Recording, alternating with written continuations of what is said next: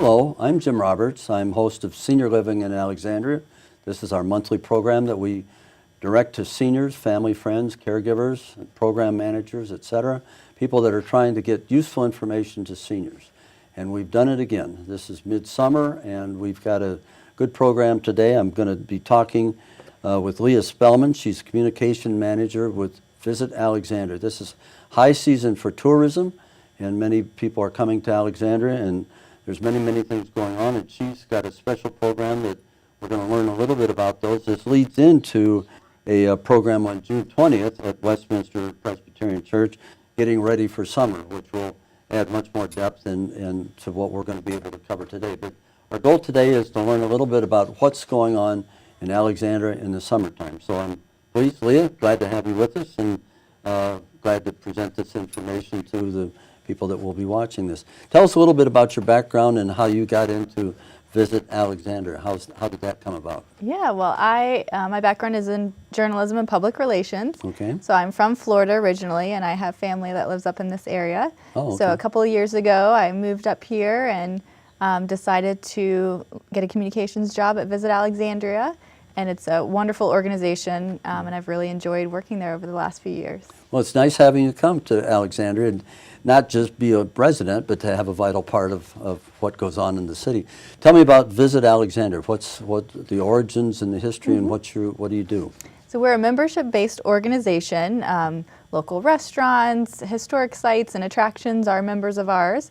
And we are the official tourism office for the city of Alexandria. So we work to promote everything that's going on, special events, and to curate lists of things to do and ideas for people who are visiting, as well as those who live in Alexandria and are just looking for things to do with their family or friends when they're in town. So you're the go-to organization if you want to find out what's going on in Alexandria. Tell me how it works. Do you package and promote projects yourself, programs? Do you have your own programs? Or do you merely report on others and make that available? How does that work? Certainly. There are some big key events throughout the year that we have a hand in making sure those happen, but primarily we gather existing events that the city is either producing or outside organizations, and we work to elevate those through our marketing efforts. So we really are a marketing organization, but we have a lot of great partners in the city that we work with to make sure that those key events, whether it's fall art festivals or different things happening throughout the year, that those go on and are successful. Do you reach out to, do they automatically report, or do you have a monthly calendar and they fill it in, or how do you become aware of the activities that you are listing? Well, because we are a membership organization, a lot of our members as well as non-members can submit events to our calendar that we then review and promote. But there are those key festivals, whether it's the Scottish Christmas Walk Parade that the Campagna Center puts out, that we work closely with their planning committees to help amplify and get the word out about their events. What's unique about Alexandria in your experience that you can think of? Certainly. Or is it unique, I guess is maybe a better well, question. I'm originally from Florida, so I love the history that Alexandria has, the historic backdrop. And then there's so much current things that are going on. Certainly our proximity to D.C. is a real benefit for anybody coming from other parts of the country. I know when I moved up here, I was so excited I could see the Capitol from the marina. Right. So there are those great aspects too, if you have family and friends in town, encouraging them to stay in Alexandria, but still go explore the region. We love our regional partners. But in general, Alexandria has so many great special events that are very community focused. I love the different parades that we have throughout the year, whether it's the George Washington Birthday Parade or, like I mentioned, the Scottish Christmas Walk Parade, and of course the Holiday Boat Parade of Lights. So I really love all of those kind of small town events that we have. What's your favorite parade?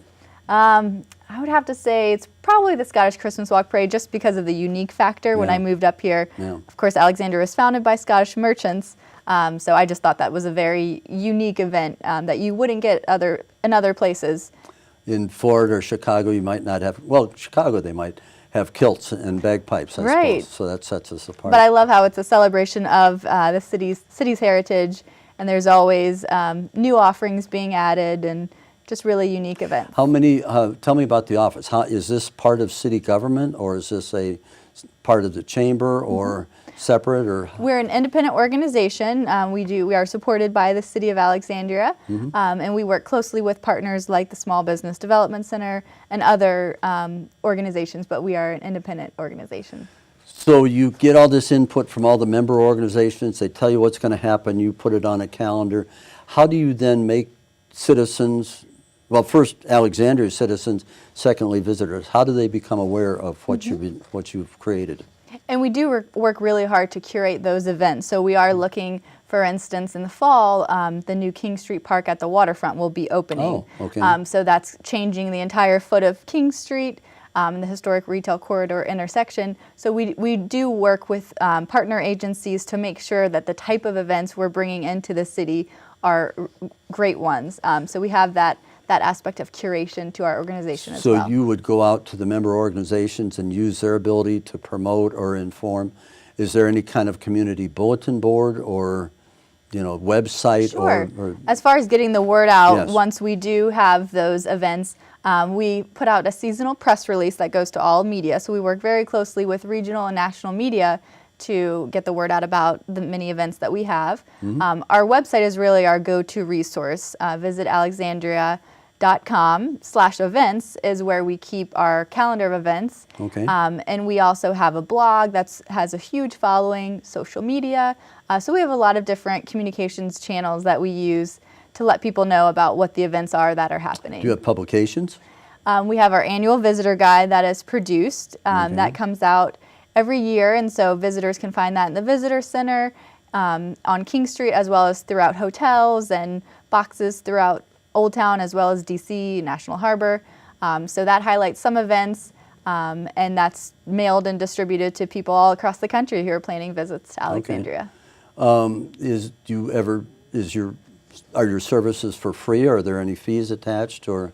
There is a membership fee attached for those For the member organizations. Yeah, organizations. but in general, there's no fee to the public or the visitor or residents who are looking for that information. How many staff in the organization? I don't know the exact number, but I would say we're probably around 12 or 15. Oh, pretty good size. And your specific role is the marketing? Communications manager, so I help with the website content, visiting journalists that we're trying to let them know what Alexandria is like. I produce our visitor guide, I'm the editor of that, and work with our overall communications team. That's got to be fun. You It's see a everything really fun going job. by and you can let people know what it is. We're going to have to go to a break, so we'll come back, and when we do, I'd like to hear some of the specific things that are going to be going on this summer, and Definitely. if there's anything of particular interest maybe for seniors. So hang on, and we're going to actually go to our cooking segment. So we'll be back in just a moment. Sounds good. Thanks, Leah.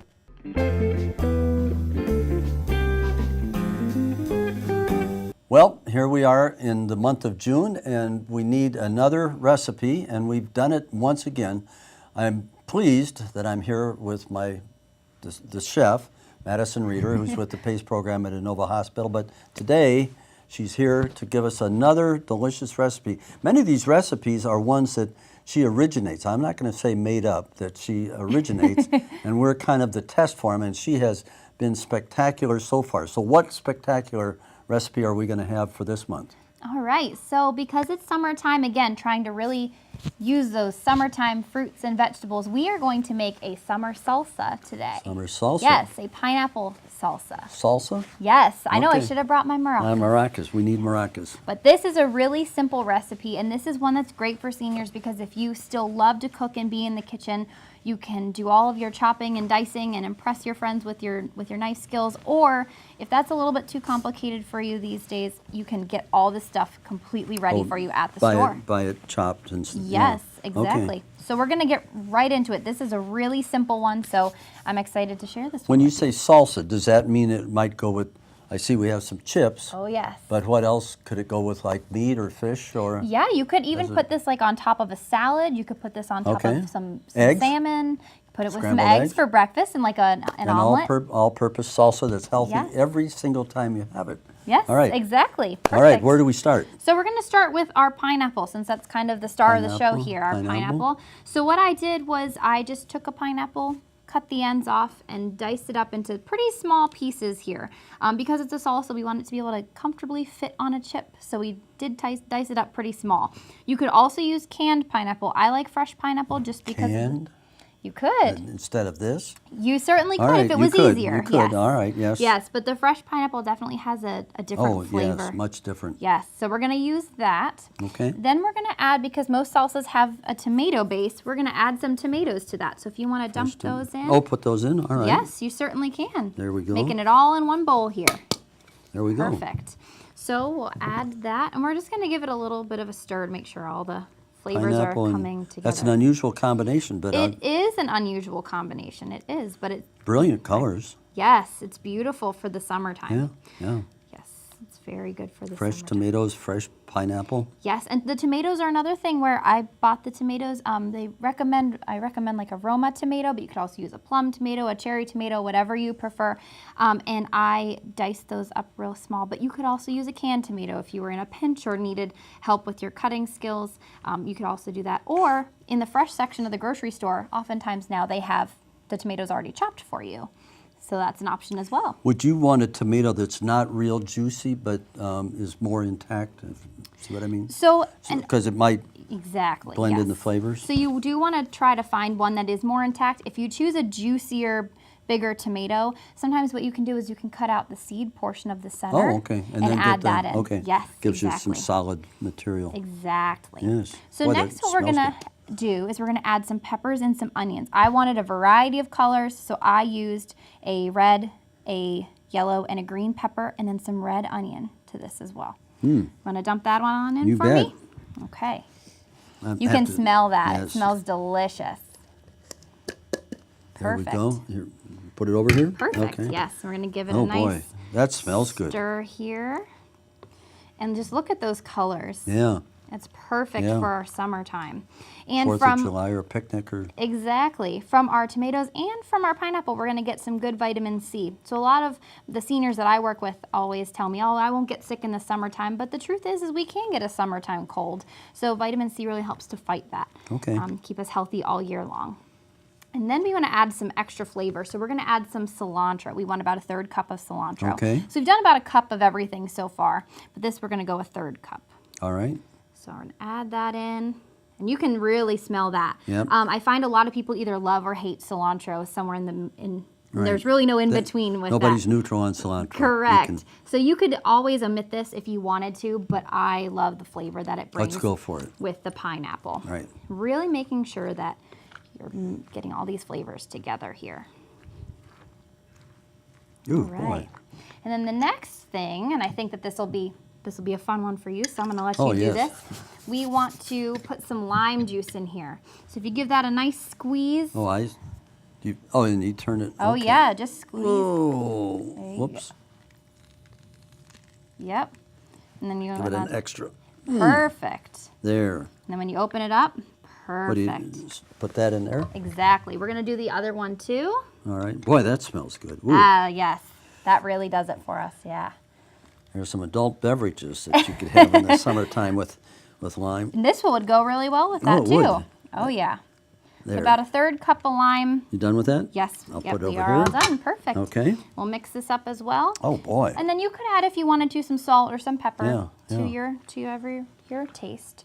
And then this is served best with some chips, whether some pita chips, some multigrain Yeah, chips. I see you brought chips. I did bring What do you chips. think? We should do something with I them. guess that means When- we have to whenever give it a you're ready. try.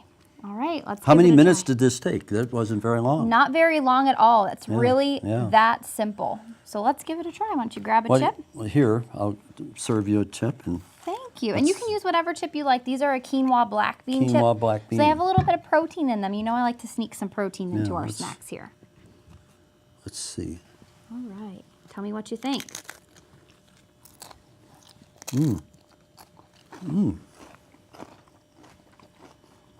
Some great summer flavors. That is outstanding. Thank you The very much. pineapple is really sweet, and everything else kind of blends with it. Mm-hmm.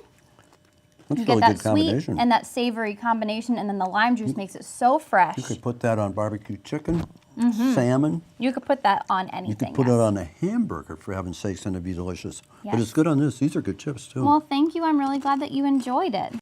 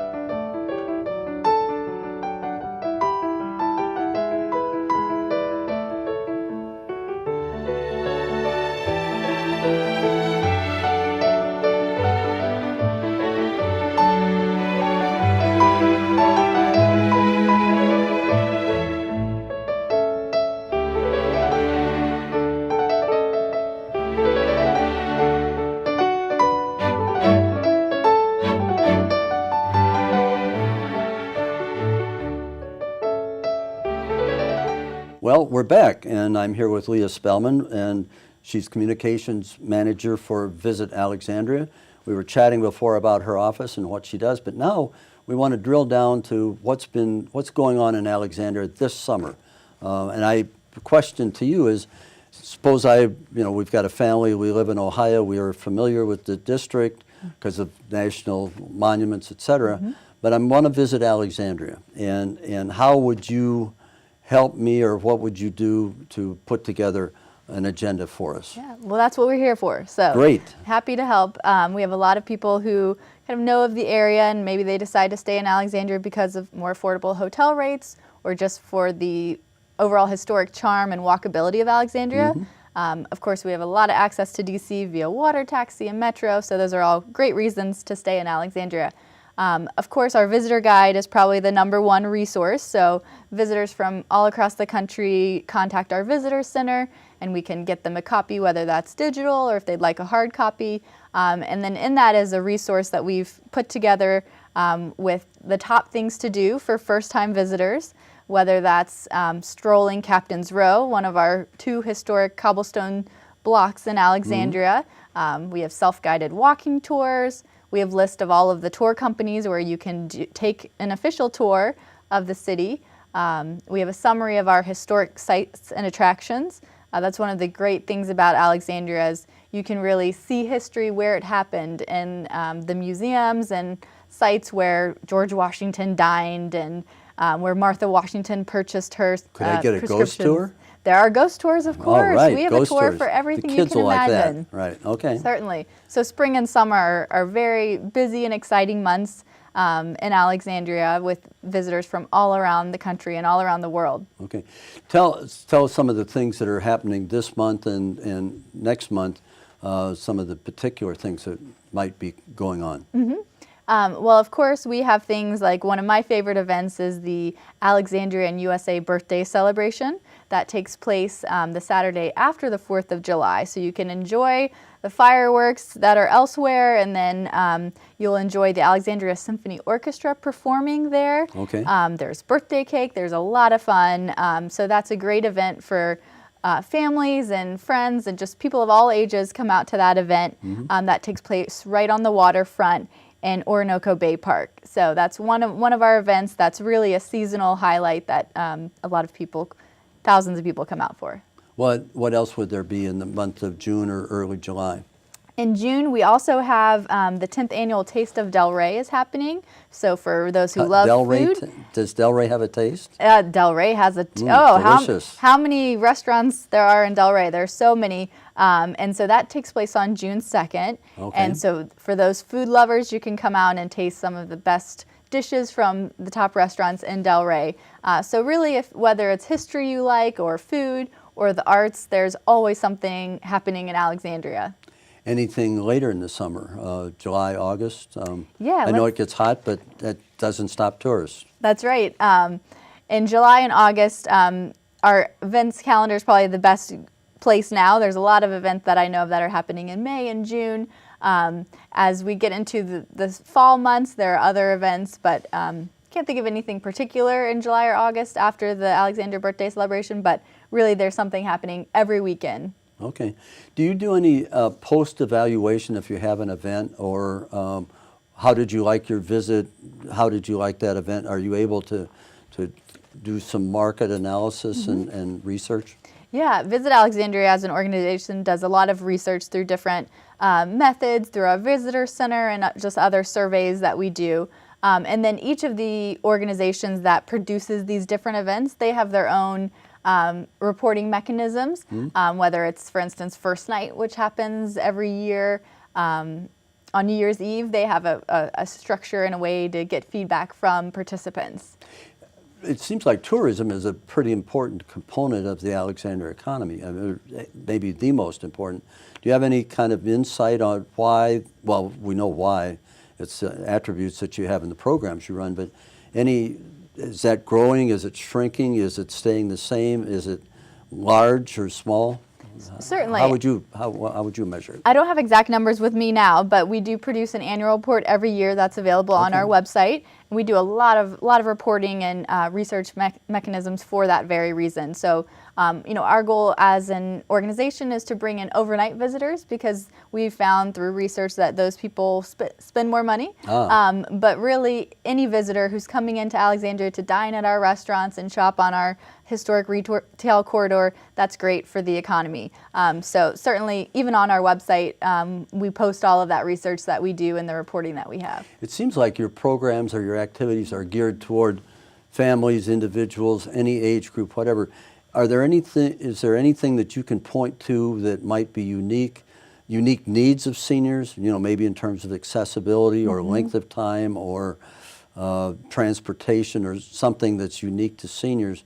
Or do they kind of fit in with everybody else as how you do your planning? Yeah, I wouldn't say that any of our events specifically target seniors, but Alexandria as a whole is very accessible because of things like the free King Street trolley. So King Street is, more than a mile from the Metro Rail to the waterfront. And for anybody who maybe wants to stroll some of King Street but not all of it, they can just hop on the free King Street trolley, which is great for visitors who want to maybe not necessarily walk the entire way.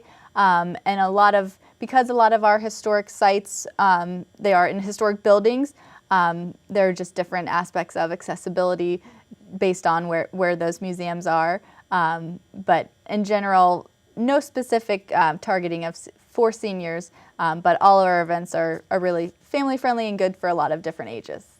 How do you do any special arrangements for, say, like bus tours or large groups or?